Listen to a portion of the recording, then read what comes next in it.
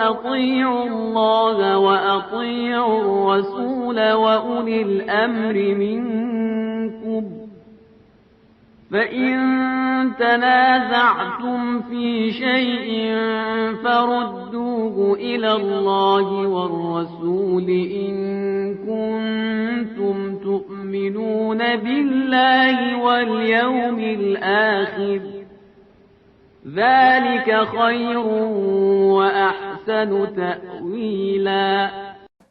السلام علیکم ورحمۃ اللہ۔ استقبال ہے آپ کا تفسیر نور میں۔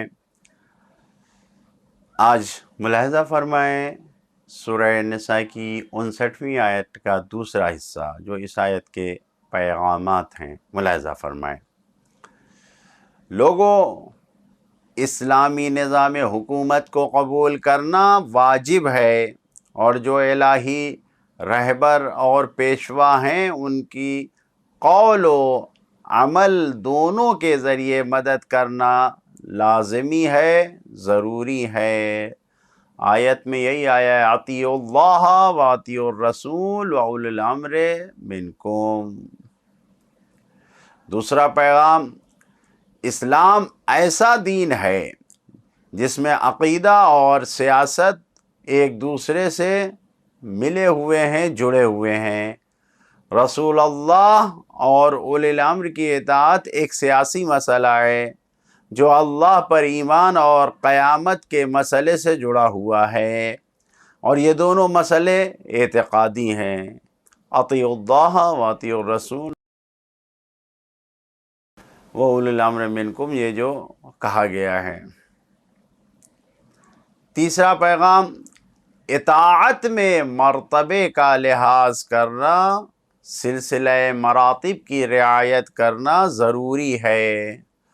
پہلے اللہ کی اطاعت کرنا ہے، اس کے بعد رسول اللہ کی اطاعت کرنا ہے، پھر صاحبان امر اولی الامر کی اطاعت کرنا ہے، ضروری ہے۔ چوتھا پیغام، اولو الامر کی بھی پیغمبروں کو، یعنی صاحبان امر جتنے بھی ہیں ان کو بھی معصوم ہونا چاہیے۔ اولو الامر کی بھی عصمت ضروری ہے، ان کا معصوم ہونا ضروری ہے، تاکہ بغیر کسی شک و شبہے کے، بغیر کسی اعتراض کے ان کی بھی اطاعت ہو سکے، جیسے پیغمبر کی اطاعت بغیر چون و چرا کے ہوتی ہے۔ اطیعوا الرسول و اولی الامر۔ پانچواں پیغام، ایسے حاکم کی اطاعت کرنا واجب ہے جو مومن بھی ہو اور خود مومنین کے درمیان میں سے ہی ہو، کہیں اور سے نہیں بلکہ خود مومنین کے درمیان سے ہی آیا ہو۔ اطیعوا کے ساتھ ساتھ منکم آیا ہے۔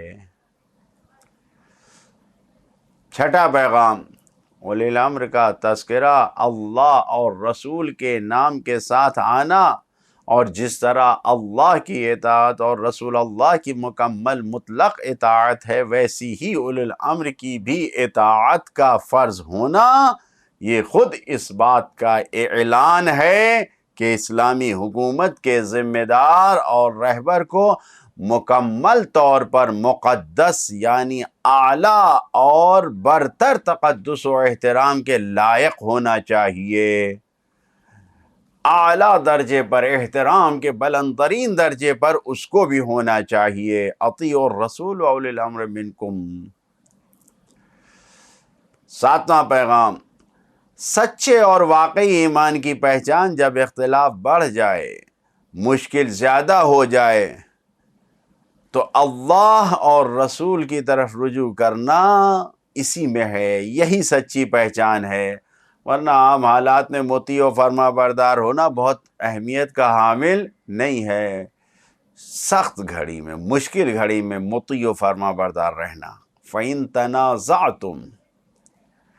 آٹھواں پیغام، اسلامی حکومت کی ایک اہم ذمہ داری یہ ہے کہ ایک یکجہتی قائم کیا جائے، اتحاد قائم کیا جائے، اختلاف کو ختم کرانا۔ فَإِن تَنَازَعْتُمْ، یعنی اختلاف کو ختم کرانا، یہ اسلامی حکومت کی بڑی ذمہ داری ہے۔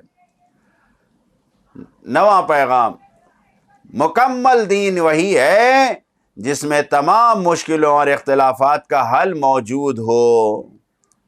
فردوہ الی اللہ والرسول۔ 10واں پیغام، جو غیر الہی اور غیر دینی حکومت بنے اس کے حکام اور ان کے فرمان پر عمل کرنا، طاغوت کی بات کو ماننا حرام ہے۔ فردوہ الی اللہ والرسول، حرام ہے۔